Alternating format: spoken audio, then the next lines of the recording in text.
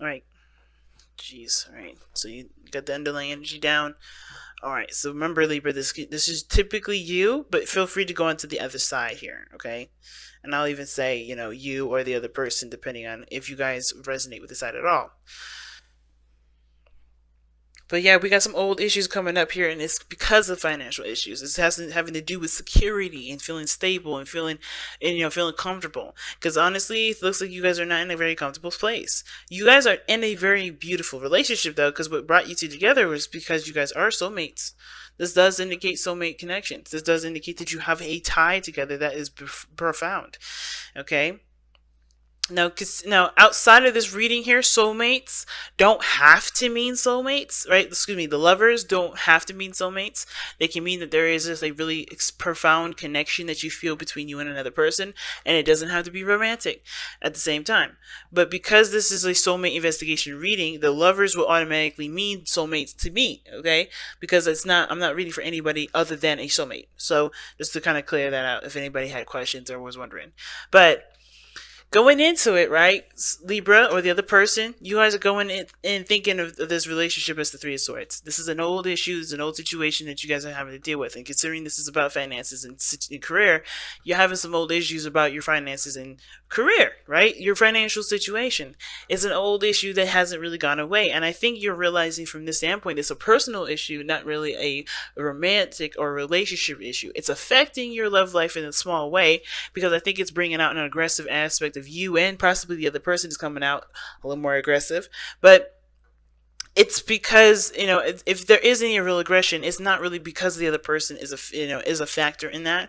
It's more about you and your personal stability and your independence and your confidence in yourself. It has nothing really to do with the other person. Now, how the other person sees this relationship or thinks about this relationship dynamic is the Seven of Swords. So they are having to take steps that they may not be totally comfortable taking, but because they see the risk as worth the reward, if that makes sense.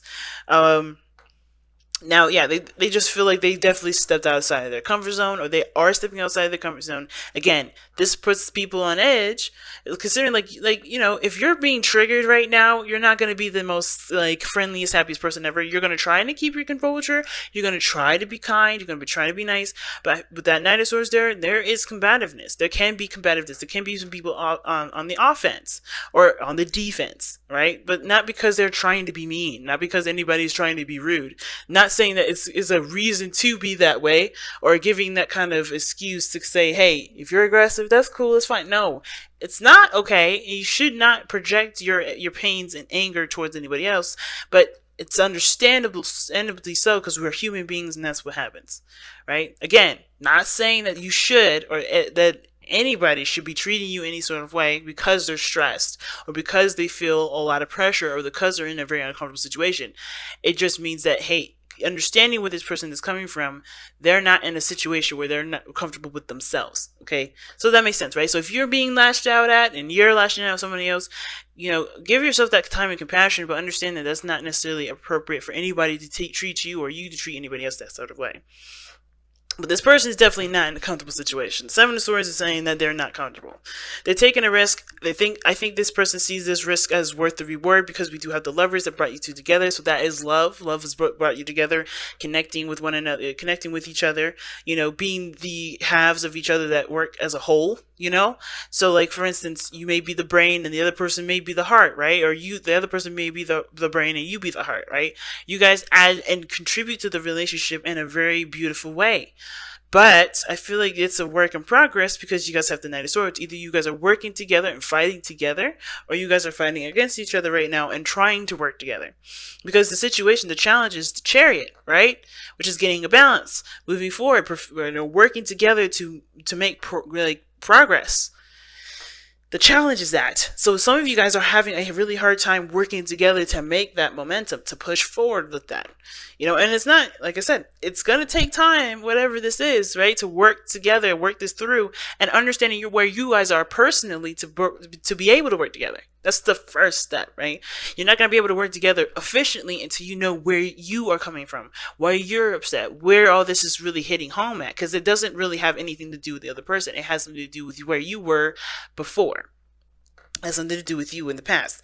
Now, That said, this person taking a risk right now, taking a leap of faith, they may be avoiding situations, not really acknowledging how serious the situation may be, or they may not really be acknowledging it as full on as possible. They may be avoiding some situations at the same time. But, which can understandably lead them to to believe that they have been putting in a lot of work, but they don't know where else to work at because they have been avoiding situations. At the same time, if this person is taking a risk, they're looking at the situation, trying to assess and trying to reevaluate what exactly needs to be done, what needs to be put in, what efforts do they need to put in to continue to move forward, because they're not in a situation where they're necessarily happy either. They know they've come a long way. They know that there's been a lot of work that's been put into this already. They know that there's work that needs to be put into it now and moving forward. Right now, they're not sure of what work needs to be done, or they're not sure if they really want to put in all this work, right? Because they could be avoiding, right? They could be, ignoring the situations, right? Therefore, they don't know what to do.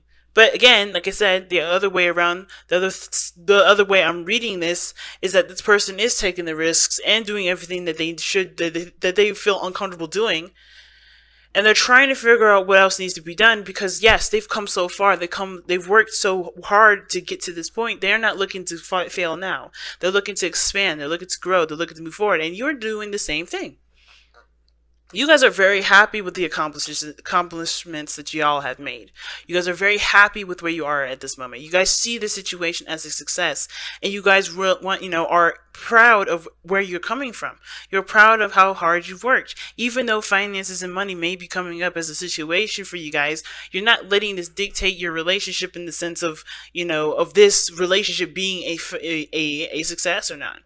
I feel like, you guys are both recognizing how far you've come. While you may be looking at it as a celebration, as a success, the other person's thinking of how to expand, how to move forward, what else needs to be put into it, because they're not necessarily satisfied with where you guys both are financially, but I think that they've put too much into it to say, this is not a success. I think this is something that, both of you truly want.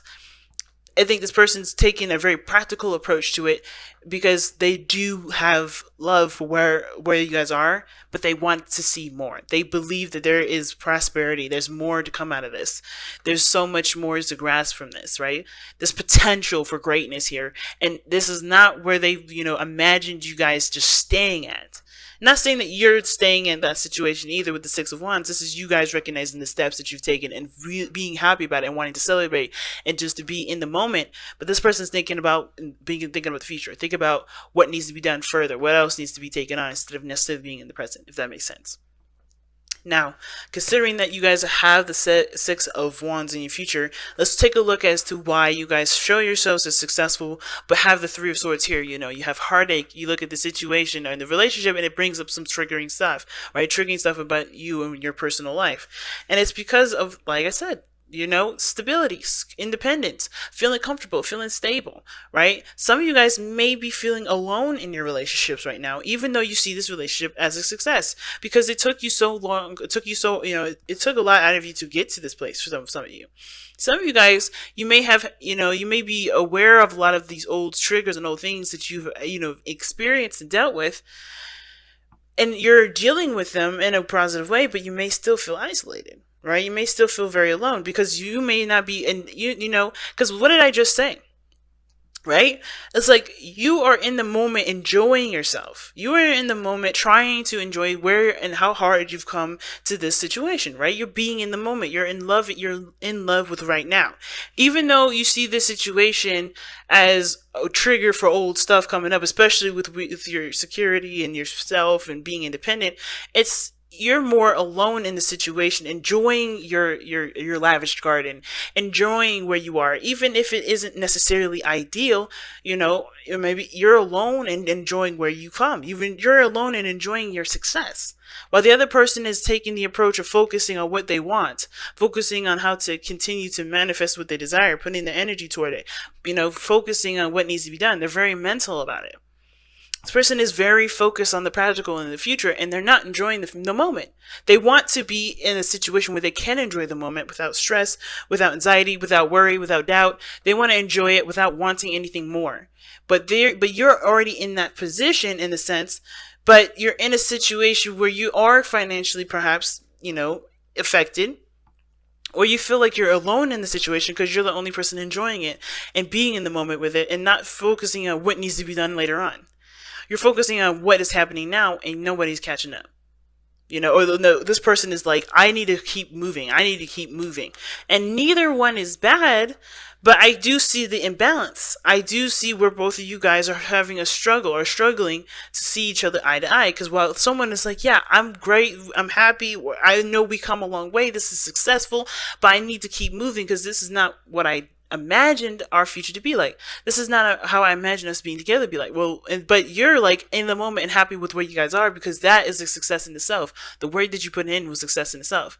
Both of you guys are not wrong. Both of you guys are not at fault. But I think the financial portion of it is what's affecting your relationship because both parties are either not pushing hard enough to pushing hard enough forward, and the other person is pushing too far ahead to even at least be aware and enjoy what you guys have put in so far.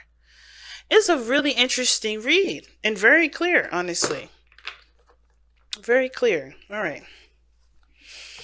So let's see what we got going on here with the Messenger Oracle. Let's see what you guys got to wrap up this reading here.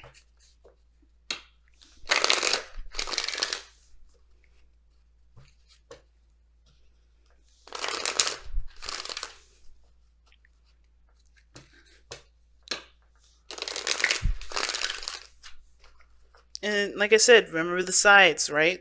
If you're not feeling very lonely, you wanted to push ahead, then, the other side may be resonating with you. The other person may be feeling, alone and celebrating the present. And you guys may be still getting over old issues, but you guys are happy with how hard and how dedicated you guys have been working towards this place of having, what you want, being content. I find it so interesting that both of you guys' spiritual planes, spiritual energies, are nines. They're both nines. It's pretty awesome. And nines are I feel like they're very individual. They're very, solo. Of course, they all have something to do with the self and the person itself, right? Themselves. They're not really about anything other than the person. But the nine, if you look in numerology, nines are about leadership. Nines are the leaders of the situation. And you guys are both leading a different area in your life. One emotional, one practical, one physical. And it's interesting because while one person's approach is very practical, the other one's very emotional, and your both spiritual energies are opposing or that, right? Show the opposite, stability and emotional. So, like I said, while one person's acting practical, their spiritual is coming from a very emotional place. While the other, and then the other is coming, acting very emotional, very in the moment, not very practical, not very, materialistic. It's coming from a very materialistic, practical or stable place. It's interesting. Elements are definitely swapped in that area. Time to ground. Time to ground. Okay. So let's take a look. See, I just passed it too. I was like, there it is. There it is. Okay. Time to ground. We all experience moments in our lives when we feel confused, unfocused, and surrounded by chaos and turmoil. These moments are often unavoidable and are the lessons these moments can impart. But how you respond to them is a choice only you can make. Take a deep breath and a moment to pause and reconnect with Gaia and nature. Seek the silence of the void within, whilst your spirit spirals downward to anchor itself like an ancient tree root in the cleansing embrace of the earth beneath you.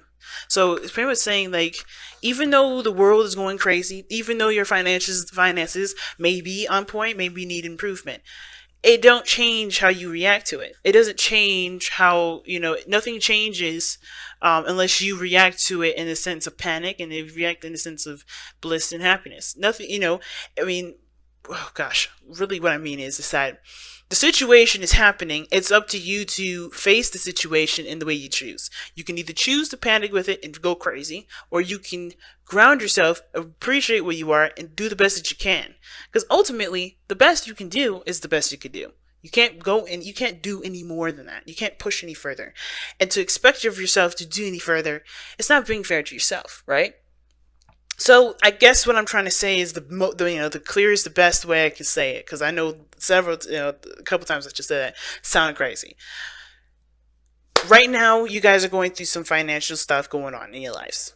All right, or dealing with some things where where you guys may be having turmoil. You guys may not be seeing eye to eye, right? You guys are not in a balanced place where you guys feel like you can't take control, but you take control by not letting the situation dictate your mood, by not letting your situation dictate how you guys spend time with each other.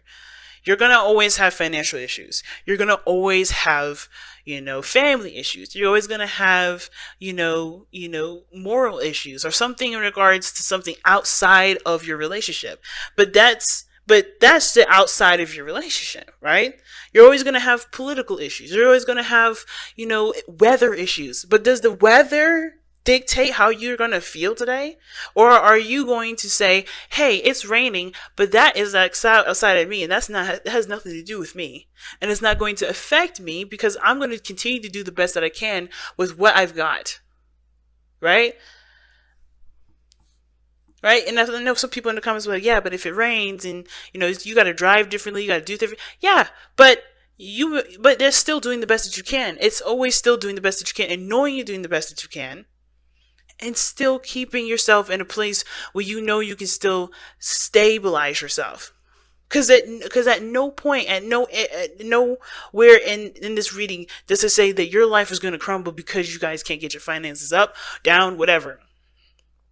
It's like the money, the lifestyle that you guys live can only be helped if you do the best that you can. It's not going to help if the relationship has arguments and problems with that, right? It makes sense if both of you guys are not seeing eye to eye, you guys are not working together, therefore you guys can't do the best that you guys can because you guys are not working together as a team, which is fair enough. But if you guys are doing the best that you can and you're doing all that you can, don't let the finances creep up in your relationship despite how well how hard you're working. Because if you're doing the best that you can right now, then that's it. You don't, that situation doesn't deserve to take, your happiness or take the feeling that you have with your partner in the most intimate times that money has nothing to do with. You know what I mean?